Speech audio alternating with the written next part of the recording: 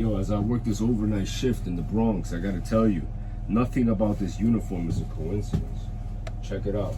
Everything that I have in these pockets, in this pouch, on this side, this holster, and inside my shirt pocket, nothing about it is a coincidence. If you want to know everything that I have inside of these pockets, if you want to know what I carry on every single shift and what I've been carrying on every single shift while working in the ambulance in a poverty-stricken area like the South Bronx, click on the link below in the description box. I'm going to give you a PDF where I break everything down, my everyday carry as a New York City paramedic who's a doctor that rides on an ambulance. Click on the link down below. I hope it helps. Hey, yo, I was walking through a hospital in Manhattan where I ran into a subscriber of mine's. What's up, man? Thank you for the thought of this video. So in this video, I'm going to answer a topic that she wanted me to touch on, which is compassion fatigue. And what I want to say is you cannot confuse compassion fatigue for burnout. There's two different things. For example, if you have compassion fatigue, that's when you see so many cardiac arrests that on your 10th cardiac arrest, you're not as sensible to it as you were on your first one, right? But you got something that's burnout. Burnout happens when you work too many hours, when you don't have a positive venting mechanism, when you are just stressed out, overworked, and underpaid. Then you stop caring about your patients. Compassion fatigue and burnout might go hand in hand, but the best way to recognize the difference between the both of them, are you enjoying your job when you're burnt out?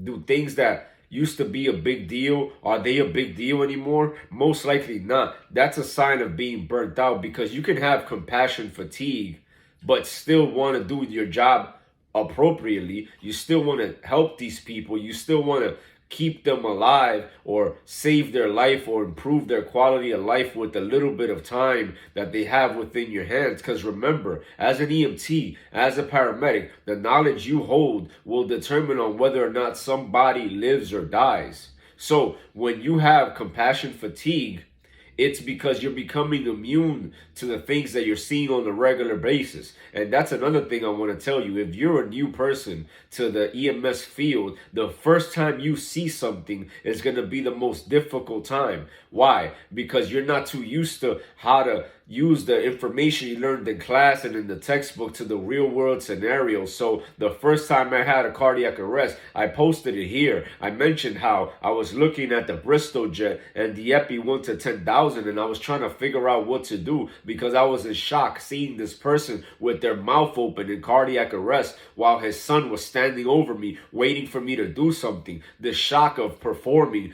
allowed me to be not in the best place to perform and help this person. But when you have compassion fatigue, or better yet, after surpassing this lapse in the beginning, then I build compassion fatigue where I have a cardiac arrest and the world could be falling apart around me and I'm focused on helping this person because of compassion fatigue. But then you have the other flip side of it, which is something I've experienced as well, which was burnout. I was burnt crisp, working 70 to 80 hours of overnight shifts per week, smoking vape, trying to feel pleasure from pastries, and eating crap while going through a divorce, working overnight shifts, 2 companies, full-time shifts, while studying for the United States medical licensing exam. Yeah, I pretty much look like one of those cats that you see in the pictures with their arched back, looking to scratch and looking to attack you. That was me,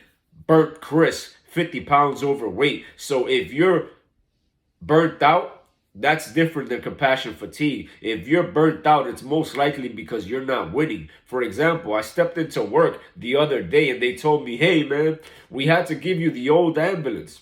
We had to give you a partner who doesn't have that much experience driving a paramedic while working inter-facility transport. And I'm like, I don't care, bro. I just helped like 3 people this morning with my business mentorship. Just give me whatever you got. I don't care. Why? Why didn't it hit me? Because I'm not burnt out. I'm happy to be on the ambulance. I'm working only 1 or 3 shifts per month on the ambulance, and that allows me to feel a lot lighter. But if that's not your reality, then you need to find something positive to vent yourself with, and don't fall victim to compassion fatigue mixed with burnout. So my advice to you is, long story short, work out, eat healthy, use positive venting mechanisms like, for example, self-defense or whatever sport you like. I suggest Brazilian Jiu-Jitsu mixed with Muay Thai and boxing and wrestling. But if you're into tennis, then by all means do tennis. But whatever you do, find a positive way to get the stress that you have built up inside from seeing these patients. Because then the reality is, as EMTs, as paramedics, we see people in their worst time of their life. Most of the time, it's also the end of their life. So it's inevitable for you to get stressed from this job. It's a high stress job and it's totally understandable, but it's within you to be able to find a way to deal with the stress. And again, compassion fatigue is when you see something so much that it doesn't affect you as much as it did at the beginning. But burnout is something totally different, not to be confused with. Guys, I hope this helps. If you need me, just reach out to me. Shoot me a DM. I'm highly accessible. I'll give you my phone number, bro. Just hit me up. DM me on Instagram or whatever. I hope this helps. Peace.